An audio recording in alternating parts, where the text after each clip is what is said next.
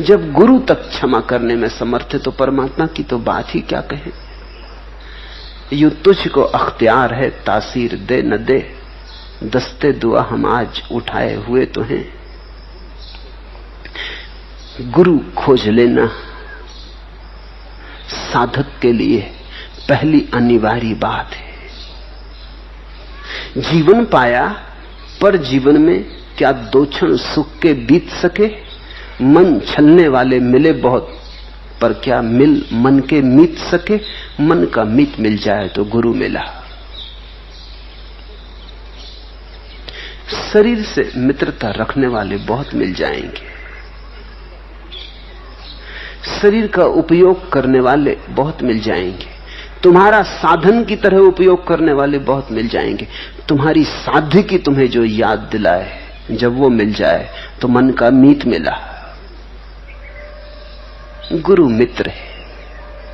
बुद्ध ने तो कहा है कि मेरा जो आने वाला अवतार होगा उसका नाम होगा मैत्रेय, मित्र। गुरु सदा से निकटतम मित्र है, कल्याण मित्र। तुमसे कुछ चाहता नहीं, उसकी चाह जा चुकी, वो अचाह हुआ। तुम्हारा कोई उपयोग करने का प्रयोजन नहीं, उसे कुछ उपयोग करने को बचा नहीं। जो पाना था पा लिया, वो अपने घर आ गया। वो तुम्हारी सीढ़ी ना बनाएगा, वो तुम्हारे कंधे पर ना चढ़ेगा, प्रयोजन नहीं। जो देखना था देख लिया, जो होना था हो लिया, सब तरह तृप्त। ऐसा कोई व्यक्ति मिल जाए तो सौभाग्य है। ऐसे व्यक्ति की छाया फिर छोड़ना मत। फिर बना लेना अपना घोंसला उसी के छाया में, फिर करना विश्राम वही और खोल देना अपने हृदय को पूरा। निसल्य हो जाओगे तुम। मन में कोई शल्य नहीं रह जाता। लेकिन लोग बड़े उल्टे हैं। लोग गुरु से बचते हैं और उनको पकड़ लेते हैं जो गुरु नहीं है। क्योंकि जो गुरु नहीं है उनसे तुम्हें कुछ खतरा नहीं। जो गुरु नहीं है वो तुम्हें मिटाएंगे नहीं, तुम्हें सूली भी ना देंगे, तुम्हें सिंहासन भी ना देंगे, वो तुम्हारी मृत्यु ना बनेंगे। उनके पास तुम झूठी सांत्वनाएं लेके घर आ सकते हो। सत्य तो वहां ना मिलेगा, सत्य तो महंगा है, उसके लिए तो प्राणों से कीमत चुकानी पड़ती। सांत्वना मिलेगी, सांत्वना बड़ी सस्ती है।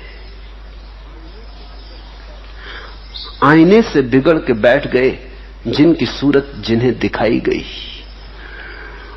गुरु से तो लोग नाराज हो जाते, क्योंकि गुरु तो दर्पण है। तुम्हारी सूरत तुम्हारे सामने आ जाएगी। आईने से बिगड़ के बैठ गए जिनकी सूरत जिन्हें दिखाई गई। तो गुरु का काम तो बड़ा कठिन है। उसे तुम्हें तुम्हारी सूरत भी दिखानी है और तुम्हें तुम्हारी सूरत से मुक्त भी करना है। तुम जैसे हो वो बताना है और तुम जैसे हो सको उस तरफ ले जाना है। और तुम्हारी निंदा भी ना हो जाए, तुम्हारा आत्मविश्वास भी ना खो जाए, तुम्हारी प्रतिमा भी खंडित ना हो जाए। बड़ा नाजुक काम है, तुम्हें संभालना भी है, तुम्हें गिरने भी नहीं देना है। और तुम्हें संभालना भी ऐसे है कि तुम ऐसा ना लगने लगे कि कोई जबरदस्ती संभाल रहा है। कहीं तुम्हें ऐसा ना लगने लगे कि तुम्हारी स्वतंत्रता खोई जा रही, तुम गिरने की स्वतंत्रता खोए दे रहे हो। तो गुरु का काम इस जगत में सबसे नाजुक काम है। मूर्तिकार पत्थर पर मूर्ति खोदते हैं, चित्रकार कैनवस पर चित्र बनाते हैं, कवि शब्दों को जमाते हैं, संवारते हैं। गुरु चैतन्य की मूर्ति निखारता, बड़ा नाजुक है।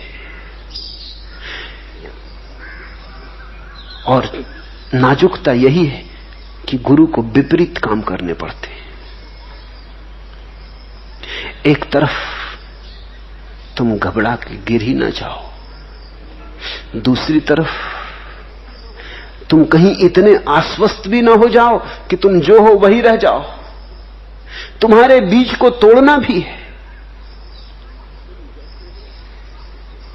तुम जैसे हो उसे बदलना भी है, लेकिन तुम्हें कोई चोट ना पड़े, हिंसा ना हो जाए, तुम्हें कहीं ऐसा ना लगने लगे कि ये बंधन हो गया, ये परतंत्रता हो गई, ये तो कारागृह हो गया। स्वेच्छा से, स्वतंत्रता से तुम्हारे जीवन में अनुशासन आए, यही जटिलता है। थोपा ना जाए, आए, गुरु के प्रेम में आए, गुरु की उपस्थिति में आए, गुरु के आदेश से ना आए, बस उसके उपदेश से आए। वो तुम्हें आज्ञा न दे, कोई गुरु आज्ञा नहीं देता। जो आज्ञा देते हैं वो गुरु नहीं। गुरु तो सिर्फ कहता है, निवेदन करता है, सुझाव, ज्यादा से ज्यादा आज्ञा नहीं। तुम्हारी स्वतंत्रता भी बचानी है और तुम्हारी सत्य की यात्रा को भी पूरा करना है।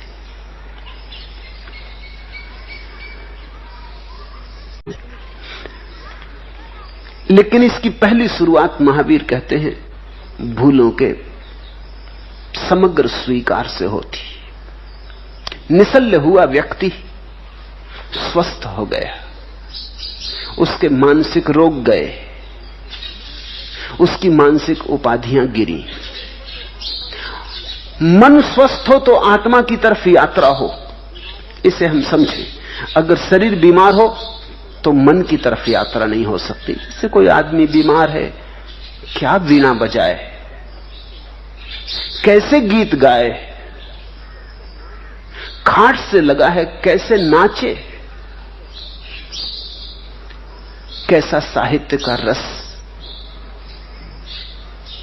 कैसा काव्य, कैसी चित्रकला, कैसी मूर्ति।